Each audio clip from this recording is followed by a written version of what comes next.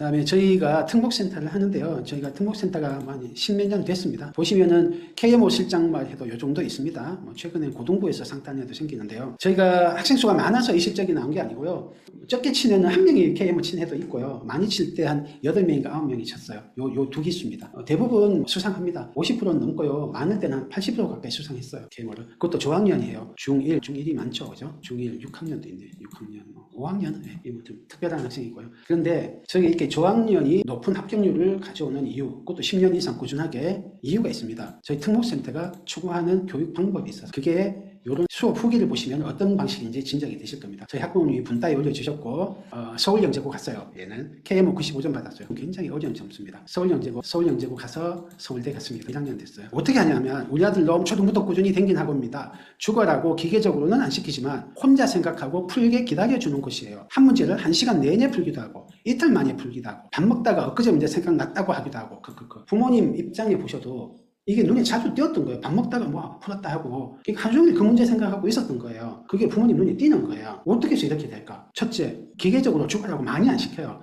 양이 적어요. 양이 많으면 깊이 생각할 수가 없어요. 숙제를 해내야 되니까. 두 번째로 생각하는 재미를 느끼게 해요. 그러니까 이거 하루 종일 생각하는 거예요. 숙제 다 끝났으니까 땡 하고 이게 아니고 그냥 밥 먹을 때도 생각하고 있고 그런 거예요. 샤워할 때도 생각하고.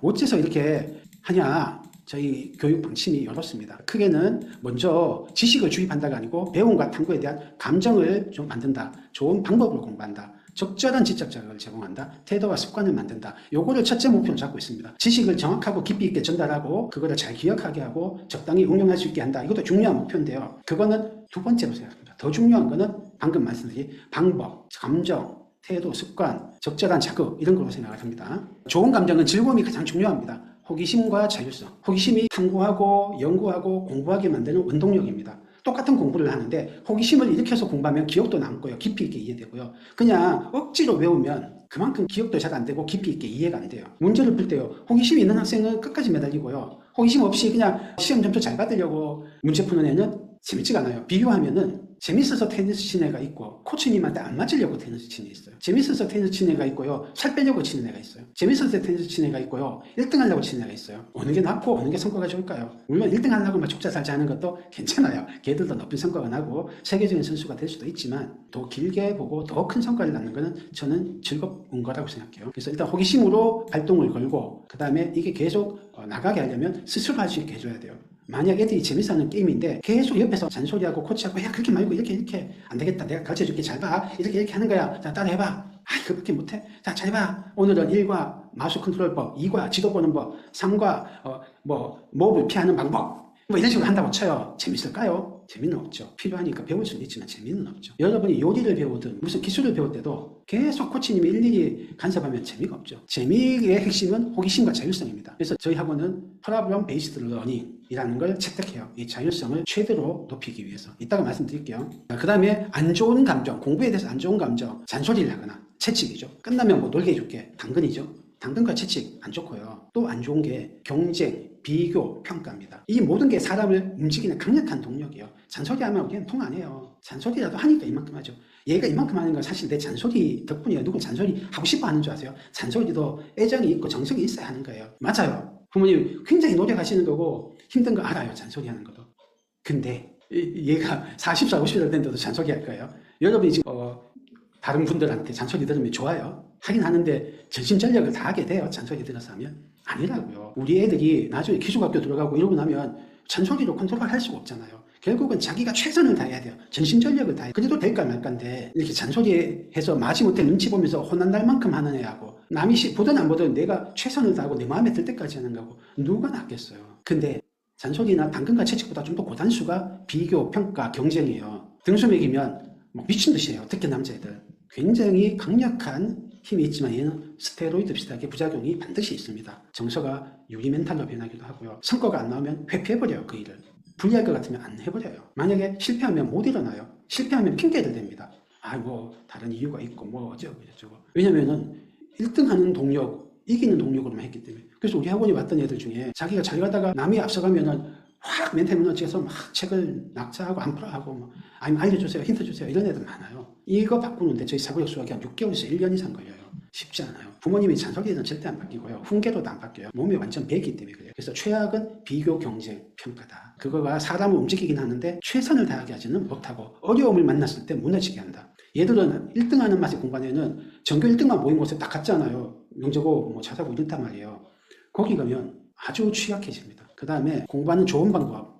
첫째는 실패에 대한 두려움 없이 도전하고 실험할 수 있게 안정감을 심어줘야 돼요. 틀렸다고 지적하면 우리 자꾸 실수해요 하면서 지적을 하면은 나중에는 안전한 방법, 외우는 걸 선택해요. 배워서 외우려고 들어요. 어려운 문제는 도전을 안 해요. 틀려도 괜찮아. 너는 머리 나쁘다는 증거도 아니고 남보다 늦어서 열등생이라는 증거도 아니고 다만 너는 과학자가 실험하듯이 지금 성공으로 향해 조금씩 가고 있는 중이야. 실험을 한 거야. 네가 실패한 것 중에서 잘 관찰해봐. 성공의 씨앗이 있어. 그래서 실패는 성공의 어머니야. 너는 실험한 거야. 그래야 마음의 평안이 있어요. 그래야 공부에 집중하고 문제 해결에 집중할 수 있어요. 두 번째, 자율성이 재미의 핵심이라고 했잖아요. 그래서 저희는 어떻게 하냐면 처음에 보통은 이론을 가르쳐주고 대표 문제 풀어주고 비슷한 유제를 풀게 하고 조금 응용된 거 풀게 하고 조금 심화된 거 풀게 하고 이렇게 하잖아요. 그렇게 안 해요. 저희는 그냥 네가 풀어 라고 해요. 사고력이 그렇게 하고요. 문제결력 수학이 그렇게 하고 나중에 KMO 수업도 그렇게 합니다. 교과는 조금 달라요. 하지만 교과도 되도록이면 그렇게 합니다. 네가 읽고 해 이렇게. 왜 학생이 먼저 문제를 풀거나 스스로 학습하게 만드느냐 하면 그렇게 낑낑거리면서 어려움을 겪었던 애들, 이걸 바람직한 어려움이라 그래요. 이렇게 어려움을 겪었던 애가 해결하면 최고고요. 성취감 뿜뿜, 도파민 확확 나오고 머리도 좋아져요. 하지만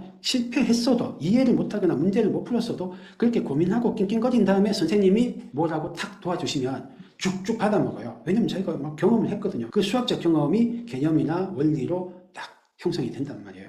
근데 그런 수학적 경험 없이 주입식으로 개념이나 원리를 집어넣으면 앙상한 껍데기만 들어가요. 암만 백지 테스트 해보십시오. 백지 테스트 요새 유행인데 백지 테스트 암만 해봤자 그냥 암기예요. 깊은 뜻은 이해 못하고 암기만 했어요. 하지만 낑낑거리다가 자기가 발견하거나 한참 낑낑거리고 바람직한 어려움을 겪은 뒤에 선생님의 설명을 들으면 자기가 막 막혔던 데가 이거구나 하면서 쫙 정리가 된다고요. 그때는 깊은 이해죠. 그러니까 이렇게 공부하는 애들이 저희는 유형 문제를 많이 안 풀어주거든요. 굵은 몇 개만 애들이 도전시키는데 그거 하고 나면 조금 다른 유형들은 쏙쏙 풀어요. 근데 가르쳐주는 방식으로 하면 어때요? 아주 작은 유형으로 쪼개서 살짝 바꾼 유형을 다 유형별로 학습을 시켜야 돼요. 선생님이 가르쳐주고 센 수업 보십시오. 대표 유형이 있고 밑에 짝짝짝 한 4대 문제 있잖아요. 또 약간 바꾼 유형으로 또 대표 문제 있고 짝짝이 있고 그 유형마다 선생님이 다 가르쳐준다니까요. 아니면 뭐 위에 보고 하든지. 언제 보디 개발되고 언제 성취감을 느끼겠어요. 1등 해야 겨우 성취감 느끼고 성적 올라가야 느끼지. 공부 자체에서 성취감을 못 느낀다고요. 그런 애들은 조금만 변형돼도 잘 못 풀어요. 그래서 우리 애가 공부는 열심히 하는데 수학 문제 잘 못 풀어요. 조금 낯선 문제 나오면 못 풀어요. 머리가 나쁜가 봐요. 머리가 나쁜 게 아니고요. 잘못된 방법으로 공부해서 그래요. 먼저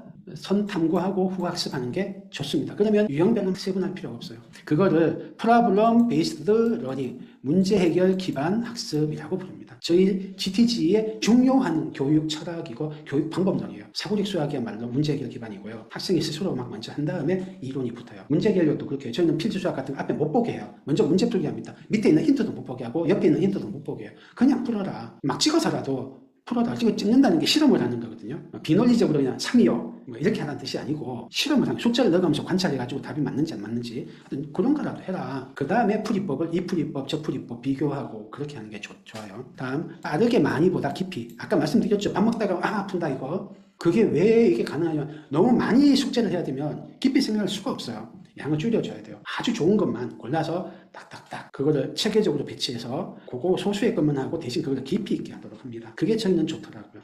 풀어서 답이 맞았으면 넘어가고 답 맞았으면 넘어가고 이렇게 안 하고 풀이 과정까지 중요합니다. 그래서 과정을 더 중요하게 여겨야 된다. 비논리적인데 약간의 진작을 이용해서 답이 나오는 경우가 꽤 있어요. 이거 정삼각형이겠지 하고 답 맞히고 그런 거는 좀 아니죠. 끝나고 나서 자기가 푼 거를 반성할 기회를 줘야 돼요.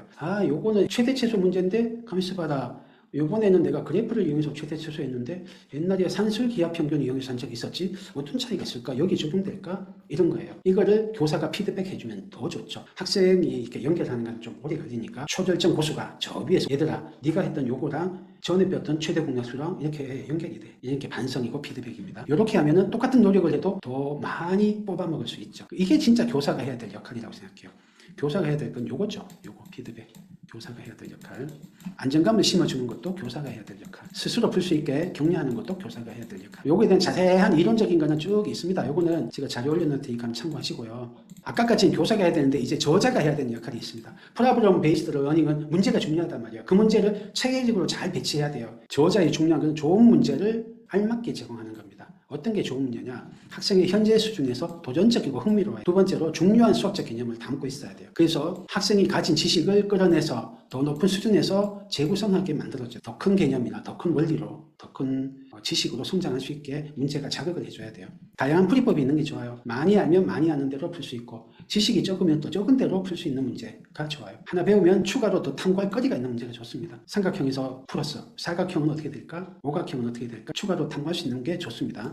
요거를 말씀드리면서 마무리할게요. 저희 철학이기도 합니다. 당신이 배를 만들고 싶다면 사람들에게 목재를 모으게 하고 일을 지시하고 일감을 나눠주지 말라. 대신 그들에게 저 넓고 끝없는 바다에 대한 동경심을 키워줘라. 여러분이 아이를 일일이 뒤에서 감시 감독하고 재촉하는 사람이 되지 마시고 저 넓은 바다에 대한 동경을 키워주십시다. 그러면 아이들은 우리가 믿는 만큼 잘할 수 있습니다. 내 눈에 부족해 보여도 우리 아이의 속에는 거대한 나무가 들어있습니다. 감사합니다.